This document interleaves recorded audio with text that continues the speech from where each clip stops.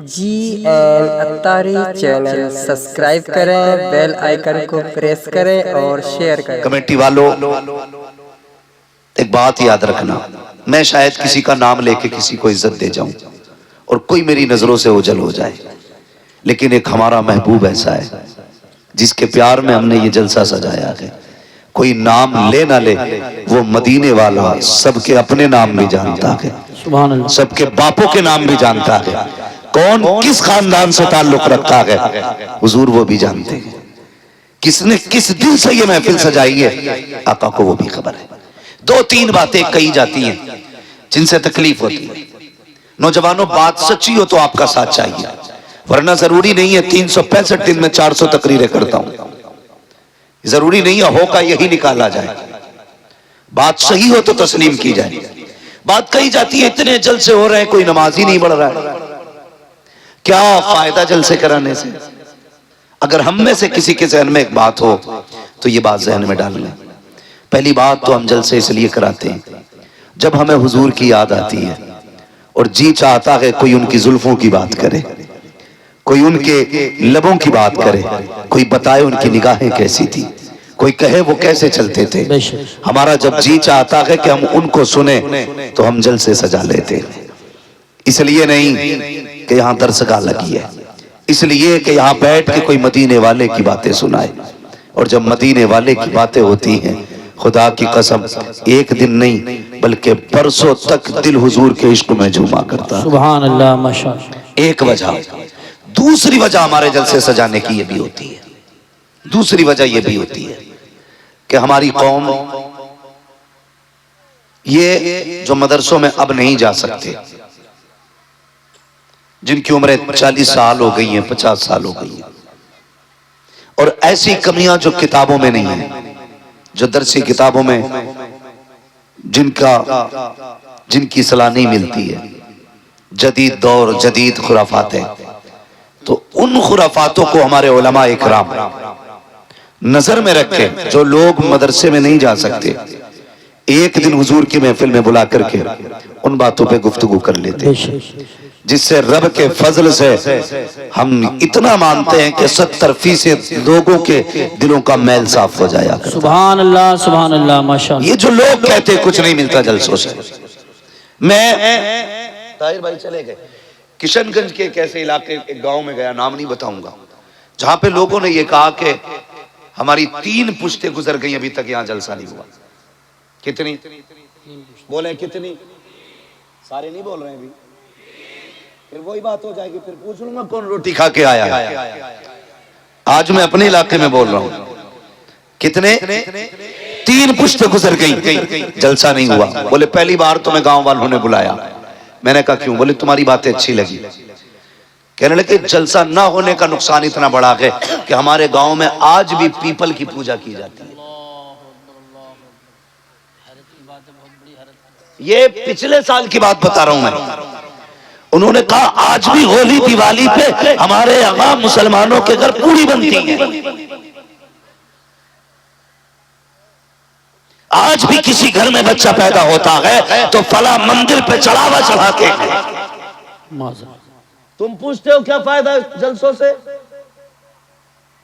خدا کی قسم کھا کے کہتا ہوں آج جو عشق رسول کی شمع جل رہی ہے یہ 90% انہی جلسوں کی وجہ سے ہے۔ نعرہ تکبیر، نعرہ رسالت، نعرہ غوثیت، مسلک اعلیٰ حضرت، فیضان اعلیٰ حضرت حضرت علامہ مفتی حماد رضا صاحب قبلہ۔ ایک مرتبہ ادھر جانا ہوا راجستھان، تو کسی مزار سے حاضری کے بعد نہیں جلسے کے بعد پلٹ رہے تھے، جلسے سے واپس ہو رہے تھے ہم لوگ، تو جو لوگ گاڑی میں ساتھ تھے انہوں نے کہا تھا چائے پی لیں یہاں پہ۔ ایک ازہری نام سے ڈھابا بنا تھا، کہنے لگا یہ مرید بھی تاج الشریعہ کا ہے، بولے ایک کپ چائے پی لی جائے۔ میں نے کہا کیوں نہیں یار، چلو 3 بجے تھے، جب اس ٹیبل پہ جا کے ہم بیٹھے نا چائے کے لیے تو وہ بندہ بھی آ گیا جس کا ہوٹل تھا، لیکن ایک ویٹر جو چائے لے کے آیا نا وہ مجھے دیکھتا رہا۔ اس نے کہا رب کا شکر ہے آج اللہ نے میری سن لی ہے۔ میں نے کہا بات کیا ہے؟ اس کی داڑھی ایک مشت کی پوری تھی۔ اس نے کہا جس دن سے آپ کی تقریر سنی نا میں نے تبھی سے داڑھی رکھی تھی۔ کہنے لگا اتنے دن ہو گئے میری داڑھی پوری ہو گئی، ایک تمنا تھی مولانا، میں نے دعا مانگی تھی مالک اس مولوی سے ضرور ملانا جس کے کہنے کی وجہ سے میں نے داڑھی رکھ لی ہے۔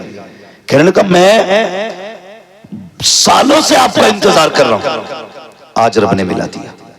میں سوچنے لگا مالک یہ جلسوں سے کتنا کام ہو رہا ہے، کتنا کام ہو رہا ہے جلسوں سے، تو کبھی جلسوں کی مخالفت نہ کریں، کبھی جلسوں سے دور نہ جائیں، جلسوں میں اپنے بچوں کو لایا کریں، انہیں جلسوں میں لانے کے عادی بناؤ تاکہ جب یہ جلسوں میں آئیں گے تو حضور کے دین سے دور نہیں ہوں گے، حضور کے دین سے قریب ہوں گے۔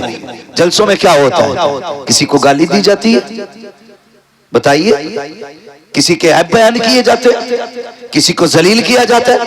نہیں نا، جلسوں کے اندر یا تو مصطفیٰ کی باتیں ہوتی ہیں یا ان کے فرمان سنائے جاتے ہیں۔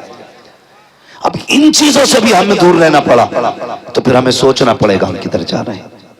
نوجوانوں اپنے رشتے حضور سے قریب کرو، اپنے آپ کو مصطفیٰ سے قریب کرو۔ دنیا جی رہی ہے، اپنے لیے تو سب جیتے ہیں، مزہ تو تب ہے جب دوسروں کے لیے جیا جائے، اور یہی اسلام کی خوبصورتی ہے، یہی اسلام کی خوبصورتی ہے۔ میرے پاس بنگلہ ہو، گاڑی ہو، عالی شان میرا مکان ہو، کیا فرق پڑتا ہے؟ مزہ تو تب ہے جب تیری کمائی سے کسی غریب کا چولہا جلے، مزہ تو جب ہے جب تیرے اپنے دسترخوان میں کسی اور کا بھی لقمہ ہو۔ لیکن ہماری تنگ نظری کا عالم یہ ہے کہ باپ بیٹے کو دیکھنے تیار نہیں، بیٹا باپ کو دیکھنے تیار نہیں، رشتوں میں اتنی دوریاں پیدا ہو گئی ہیں کہ رشتہ دار سے نفرت کرتا جا رہا ہے۔ یہ اسلام نہیں ہے۔ اسلام اتنا خوبصورت دین ہے، جس نے قریب سے دیکھا نا اسے کہنا پڑا لا الہ الا اللہ محمد الرسول اللہ۔ یہ اسلام کی حقانیت ہے۔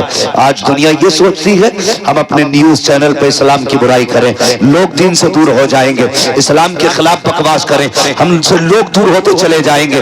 خدا کی قسم اسلام نہ تلوار کی بنیاد پہ پھیلا، نہ جبر کی بنیاد پہ پھیلا۔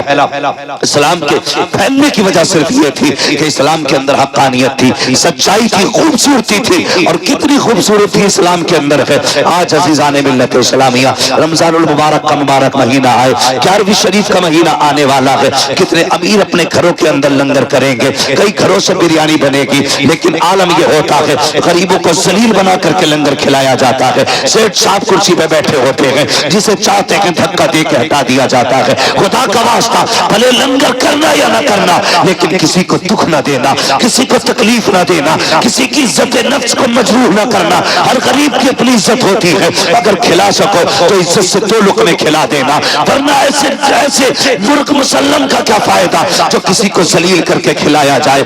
اللہ اکبر، یار کبھی غریبوں کو بھی عزتیں دے کے دیکھا کرو، اللہ دل کو کتنا سکون دیا کرتا ہے۔ لوگ یہ چاہتے ہیں اسلام کی برائی کریں گے، اسلام کے اندر برائی ہے ہی نہیں، جو تم تلاش کرتے ہو۔ تم کہتے ہو اسلام نے آتنک پھیلایا ہے، ہم کہتے ہیں اسلام وہ مذہب ہے جس نے پھیلے ہوئے آتنک کو آ کر کے دکھایا ہے۔ اگر اسلام نہ ہوتا تو بیٹی نہ ہوتی، اسلام نہ ہوتا تو ماں نہ ہوتی، اسلام نہ ہوتا تو رشتے نہ ہوتے، اسلام نہ ہوتا محبت نہ ہوتی، اسلام نہ ہوتا درد نہ ہوتا۔ خدا کی قسم وہ جو نہ تھے تو کچھ نہ تھا، وہ جو نہ ہو تو کچھ نہ ہو، جان ہے وہ جہان کی، جان ہے دو جہان۔ یہ مذہب ہے اسلام، سمجھو اسلام کو، اور اپنے اندر اللہ